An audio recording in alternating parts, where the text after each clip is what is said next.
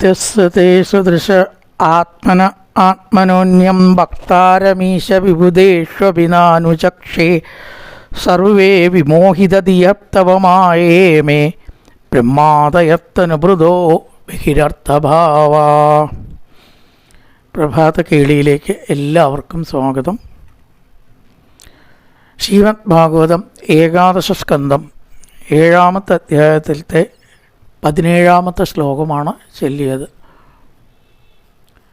സർവേശ്വരനായ ഭഗവാൻ തൻ്റെ അവതാര കാര്യങ്ങളെല്ലാം നിർവഹിച്ച് ശരീരം ഉപേക്ഷിക്കുന്നതായ സമയത്ത് ഭക്തന്മാരിൽ വെച്ച് ഏറ്റവും ഉത്തമനായ ഉദ്ധവൻ ഭഗവാനെ നമസ്കരിച്ച് പറയുകയാണ്, സർവേശ്വര,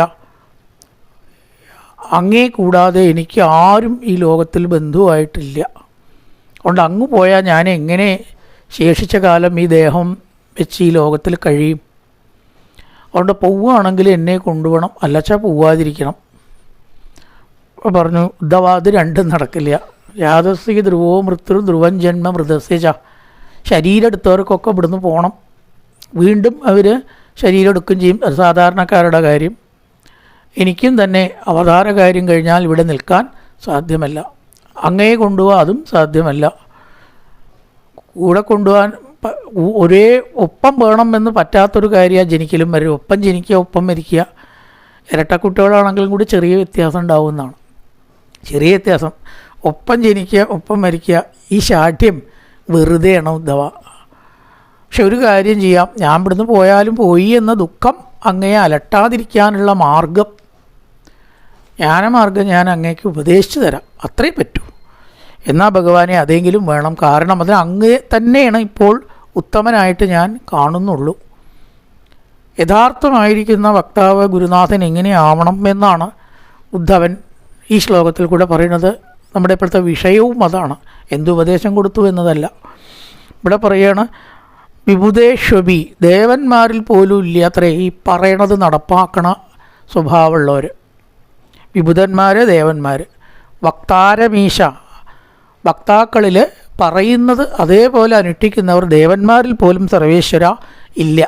എന്താ കാരണം? സർവേ വിമോഹിതധിയത്തവമായേമേ, അങ്ങയുടെ മായയിൽ എല്ലാവരും മോഹിച്ചിരിക്കുകയാണ്. ബ്രഹ്മാദി ദേവന്മാർ പോലും അതിനെ ജയിച്ചിട്ടില്ല. ശിവൻ വിഷ്ണുവിൻ്റെ മായ കണ്ടിട്ട് മോഹിച്ചു. സരസ്വതി ബ്രഹ്മാവ് തൻ്റെ മകളായ സരസ്വതിയിലുണ്ടാവാൻ പാടാത്ത ആഗ്രഹം ഉണ്ടായി.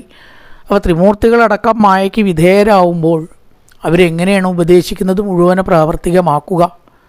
നമ്മൾ നൂറ്റ നൂലുകൊണ്ടും നമ്മൾ നെയ്ത വസ്ത്രം കൊണ്ടും എന്ന് മഹാകവി ആശാനൊട്ടൊരിക്കൽ ഗാന്ധിജിയുടെ കവിത എഴുതി കൊടുത്തപ്പോൾ മഹാകവി നൂല് നോക്കാറുണ്ടോ എന്നൊരു ചോദ്യം ചോദിച്ചു എന്നാണ്. അന്നത്ര മുതലക്ക് ശിഷ്യനായി ഗാന്ധിജിയുടെ. കാരണം പറയുന്നത് നടപ്പാക്കാതെ കവിത എഴുതിയിട്ട് എന്താ കാര്യം എന്നാണ്. ശ്രീരാമകൃഷ്ണ പരമഹംസരോട് ശർക്കര തിന്നണ സ്വഭാവമുണ്ട് ഒരു കുട്ടിക്ക്. അത് മാറ്റാൻ വേണ്ടിയിട്ട് പറഞ്ഞു അമ്മ, എന്തേലും വഴിയുണ്ടോ സ്വാമി? ഒരാഴ്ച കഴിഞ്ഞിട്ട് വരാൻ പറഞ്ഞു. അദ്ദേഹം പറഞ്ഞതൊക്കെ ചെയ്തപ്പോൾ സ്വഭാവം മാറും ചെയ്തു.